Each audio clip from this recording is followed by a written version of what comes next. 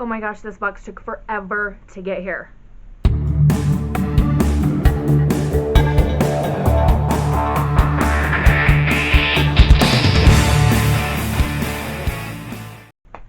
Hey YouTube, it's Paginator, aka Bobi, aka me, and I have the January Bookish box.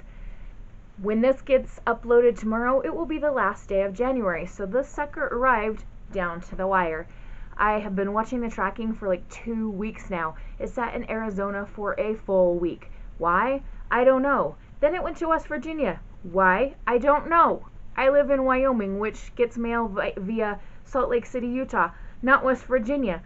I don't know why this box took such a long trip around the United States, but I guess I can't complain anymore because it's here and I'm ready to open it. So we'll just swing this sucker open, and we see that the theme for this month's box is oil and water. There's some information about a read-along and some photo challenges, and I don't want to keep reading that because I might spoil myself for some of the items that are in here. Okay. We have some lovely white squiggles. We'll toss them into the garbage can here. And what do we have first? Something white and squishy. I think this is going to be a t-shirt. I did change my subscription to not get the t-shirt anymore. Not because I don't love their shirts, because I do, but just to save some money. So this might be my last one where I get a shirt. I don't recall exactly. But we'll shake this out so you can see. What is it? Patisserie? Dame Blanche Patisserie? Do I know what that's from? I don't know. Oh, it says it's inspired by Serpent and Dove. Okay, I get it. I'm not a fan of white t-shirts, I have to say.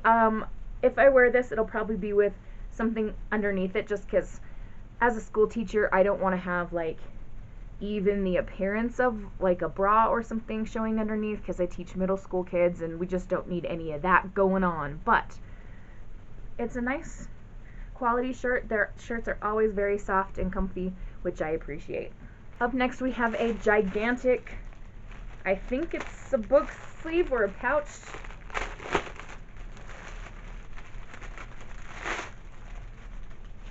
Okay, so you can see there's a clasp on the front, and then there is this quote, "Thou shalt not suffer a witch to live." That's actually a quote from the Bible. It is also on the back, and this is just, I guess it's meant to be used as a book sleeve. It's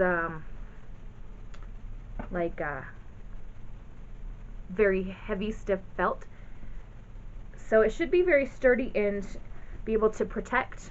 You could even use this for an iPad or something. It's definitely large enough. Let's see if it says who it's designed by. Designed by Drop and Give Me Nerdy, also inspired by Serpent and Dove. I read Serpent and Dove and I liked it, but I didn't love it. Okay, what have we got here? Looks like a candle. It is in bubble wrap, so we'll get that out.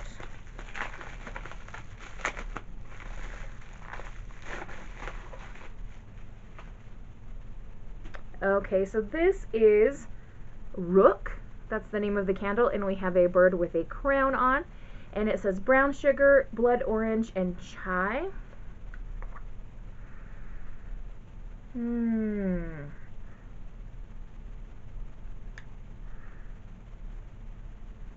I can kind of pick up on the brown sugar.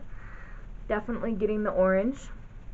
Chai, I don't drink tea very much, so I don't really know what chai is supposed to smell like, but it's a nice smelling candle, and it does have a wood wick, which is my favorite thing. I love the crackly sound it makes. It reminds me of being around a campfire in the woods. I reached into the box and pulled out a little pouch, and it looks like we have a ring inside.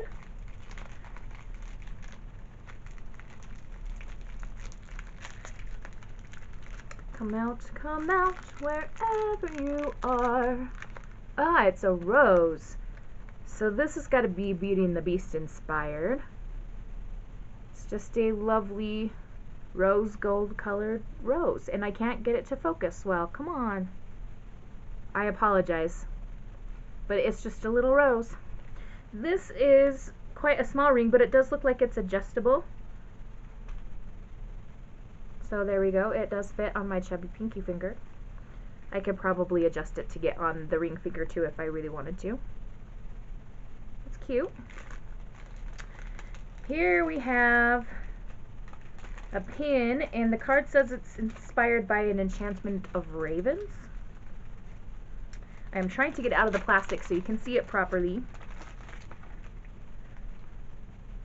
It's a rib cage with leaves stuck in it.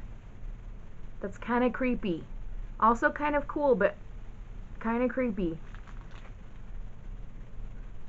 Makes me think of decomposing bodies, because I've been listening to a lot of true crime podcasts lately, so maybe that's why that thought is in my head. But why else would a rib cage have leaves in it other than that it's been left outside somewhere and not buried properly?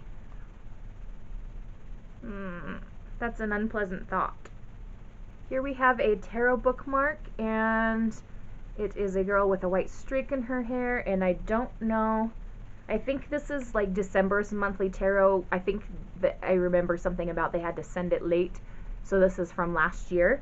And then we also have a wood mark, and I'm going to show you this. It says the dark side is in our nature, surrender to it. And then it says at the bottom, the rise of Skywalker. So this is a Star Wars thing, which is always a good thing, and wood marks are always a good thing. So altogether, very good. Other than, I feel like maybe this was supposed to be something.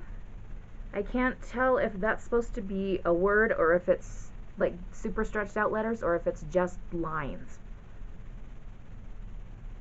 I'm going to assume it's just lines, because the quote makes sense without anything else there.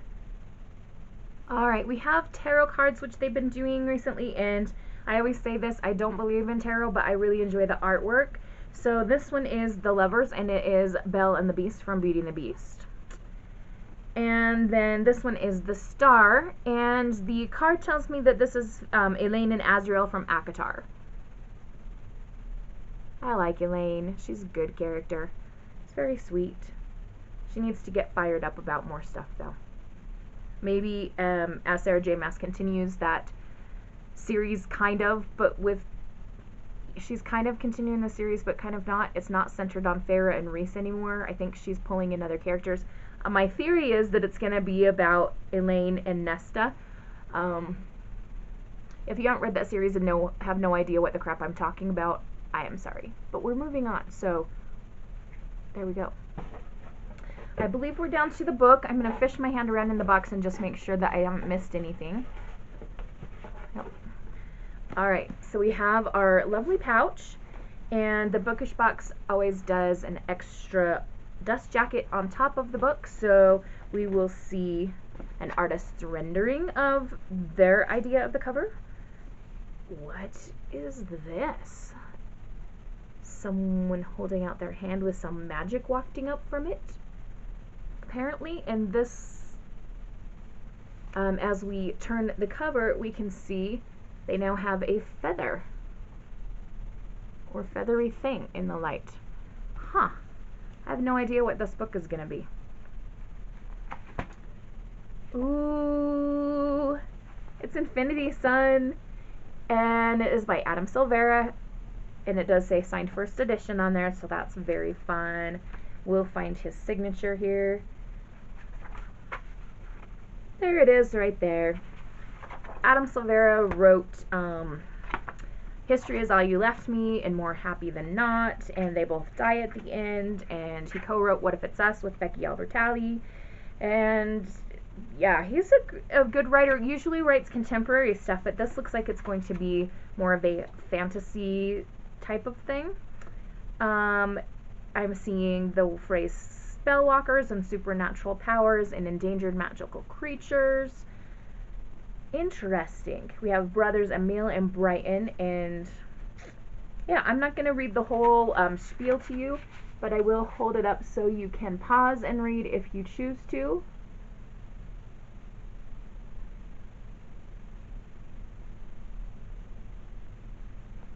I hope that those paragraphs are in focus. Awesome. I have a lot to do today, so I am going to wrap this video up and get going. So I'm going to wish you all a wonderful and bookish day. Happy reading. Adios.